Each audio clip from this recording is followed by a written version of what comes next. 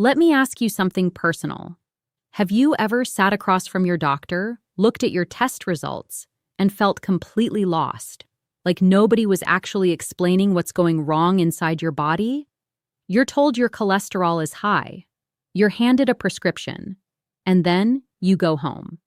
Still eating the same food because nobody told you what to change. That's not your fault. And today, that changes. Because I'm going to show you one specific meal, one that you can make at home starting tonight, that has been shown to help reduce arterial plaque, lower inflammation, and actually support your heart's ability to heal. And the best part? Most of the ingredients cost less than $5. Stick with me until the end, because I'm also going to tell you the one thing you're probably eating every morning that's silently making this worse. And no, it's not what you think. Okay, so before we get to the meal itself, I need to explain something most people completely misunderstand about clogged arteries. Because once you get this, everything else makes sense. Your arteries are not just pipes, they're living tissue. They breathe, they flex, they communicate with your heart thousands of times a day. And when they get damaged through inflammation, bad food, stress, or years of processed eating, your body tries to patch those wounds. It sends cholesterol to cover the damage like a bandage. That's right. Cholesterol isn't the enemy. Inflammation is. The plaque that builds up inside your arteries, it's not there because your body is broken. It's there because your body was trying to protect you. And the real problem never got fixed. Now here's where it gets important. When that plaque keeps building, when inflammation never goes away, the arteries get narrower and stiffer. Blood can't flow freely. Your heart has to work harder. And that's when things get dangerous. The question is, can that process be slowed down? Can it even be reversed? Research says yes, and food plays a much bigger role than most doctors have time to explain in a 15-minute appointment. If this is making sense to you, do me one favor right now, hit that like button. It helps more seniors like you find this information. Okay, let's keep going. I want to address the title of this video directly because it's a fair question. Why don't more doctors talk about food as medicine? It's not a conspiracy. It's a time problem. The average doctor's appointment lasts about 15 minutes. In that time, they have to review your history, check your vitals, adjust medications, and answer your questions. There is genuinely no time to sit down and build a meal plan with you. Nutrition education in medical schools has also historically been very limited. Some studies found that medical students received less than 20 hours of nutrition training in their entire degree. That's not the doctor's fault. That's a gap in how the system was built. But that gap is real, and it affects you every single day. Because while your doctor is doing their best, nobody is telling you that the oatmeal you're having for breakfast could be working against you if it's the instant flavored kind. Nobody's telling you that the vegetable oil you've been cooking with for 30 years is feeding the very inflammation that's hurting your arteries. That's what we're here to fix today. All right, let's talk about the meal. I want to be clear. This isn't a magic potion. There's no single food that wipes out decades of plaque overnight. But there is a combination of ingredients, eaten consistently, that researchers have found genuinely helps your arteries. And I've put them all into one simple, delicious meal that anyone can make. I call it the Heart Reset Bowl, and it has 5 components. Component 1, wild-caught salmon not farmed, not canned in soybean oil. Wild-caught salmon, or sardines if you're on a budget. These fish are loaded with omega-3 fatty acids, specifically EPA and DHA. These 2 nutrients are the most well-researched anti-inflammatory compounds we know of. They don't just reduce inflammation. They actively help the lining of your arteries repair itself.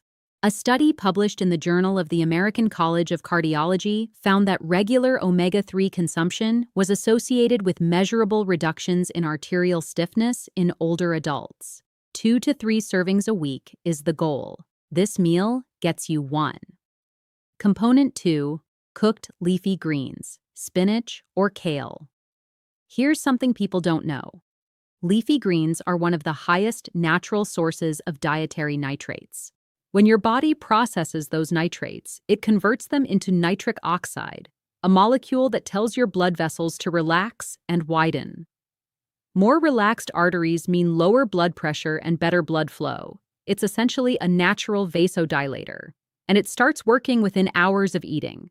Lightly sauté them in a small amount of extra virgin olive oil. Don't boil them to death. You want them soft, but still green. Component 3, garlic. I know. You've heard garlic mentioned before, but let me tell you exactly why it belongs here, because it's more than just a folk remedy. Garlic contains a compound called allicin, which is released when you crush or chop it. Allicin has been shown in multiple clinical studies to reduce LDL cholesterol, lower blood pressure, and inhibit platelet aggregation, meaning it helps prevent the blood clots that cause heart attacks and strokes. 2 to 3 cloves, minced and added while cooking. That's all you need. Component 4, extra virgin olive oil. Not vegetable oil, not canola oil, extra virgin olive oil. The difference matters enormously. Vegetable oils are high in omega-6 fatty acids, and while we need some omega-6, most people in their 60s and 70s are consuming 30 to 40 times more omega-6 than omega-3. That extreme imbalance is one of the biggest drivers of chronic inflammation. Extra virgin olive oil, on the other hand, contains oleocanthal, a natural compound with anti-inflammatory effects that have been compared in some research to low-dose ibuprofen. Use it to cook your greens and drizzle a little on top before serving. Component 5, walnuts or ground flaxseed. This is the finishing touch, and it's doing more work than you'd think. Walnuts are one of the only plant-based sources of ALA omega-3s. Ground flaxseed adds soluble fiber, which binds to cholesterol in your digestive tract and helps remove it from your body before it ever reaches your blood. Either one works. Both are better. A small handful of walnuts or 1 tablespoon of ground flaxseed sprinkled on top. Easy, so that's the meal. Grilled wild salmon on a bed of sautéed garlic, spinach, and olive oil, topped with crushed walnuts or flaxseed. Eat it with a piece of whole grain bread or a small portion of brown rice if you need more substance. Total prep time, about 20 minutes. Now I want to ask you something. Have you ever tried eating more salmon or leafy greens for your heart? Drop a yes or no in the comments right now. I read every single one, and it helps me know what videos to make next. Okay. I promised you I'd tell you the one thing you're probably eating every morning that's quietly working against all of this. And I want to be honest, this one surprises people. It's flavored instant oatmeal. I know. You've been told oatmeal is heart healthy. And in its plain, whole rolled form, it absolutely is. The beta-glucan fiber in oats is genuinely one of the best things you can eat for cholesterol. But the moment oatmeal becomes instant and flavored, something changes. Those packets contain anywhere from 12 to 22 grams of added sugar per serving. Some of them have more sugar than a candy bar. And what does excess sugar do in your body? It raises triglycerides, it feeds inflammation, it triggers insulin spikes that over time damage the very arterial walls you're trying to heal. The fix is simple. Switch to plain rolled oats, not instant, and add your own toppings. A small drizzle of honey if you need sweetness. A handful of berries, cinnamon, which has its own blood sugar stabilizing effects. That's it. Same comfort food, completely different outcome for your heart. Small changes, real results. I want to give you something practical to walk away with today, not just information, an actual action plan. This week, try making the Heart Reset Bowl 2 times, just twice. That's it. See how you feel. Notice your energy. Notice whether your digestion feels different.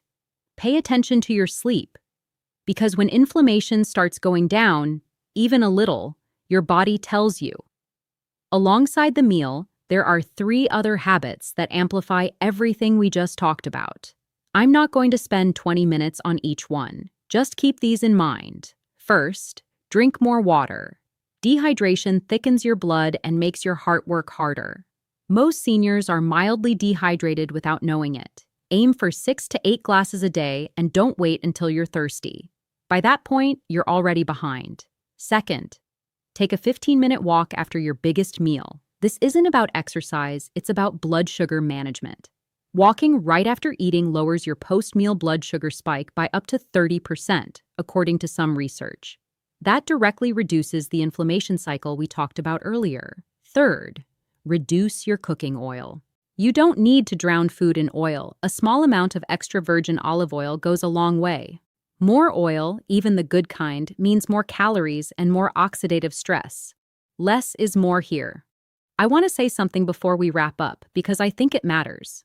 A lot of people watching this have been living with fear around their heart for years. Maybe you've had a scare. Maybe someone close to you has. Maybe you look at your medication list and wonder how it got this long. That fear is real, and it's exhausting. But here's what I need you to hear. Your body is not giving up. It never was. Even now, in your 60s, 70s, or beyond, your arteries still have the ability to respond to the right nutrition. The research on this is genuinely hopeful. People who make consistent dietary changes see measurable improvements in blood pressure, inflammation markers, and arterial flexibility, not overnight, but over weeks and months, real, lasting change. You are not too old to start.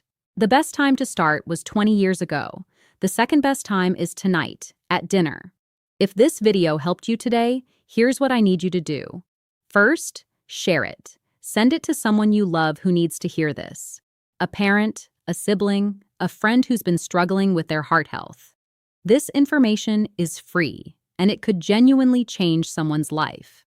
Second, subscribe if you haven't already. Every week, I put out honest, practical health content for seniors that doesn't talk down to you and doesn't try to sell you anything. Just real information that actually helps. Third, watch the video coming up next on screen. It covers the 5 worst foods for your heart that most seniors still eat every day, including one that's marketed as healthy. You're going to want to see it. Take care of your heart. It's been taking care of you this whole time. See you in the next one.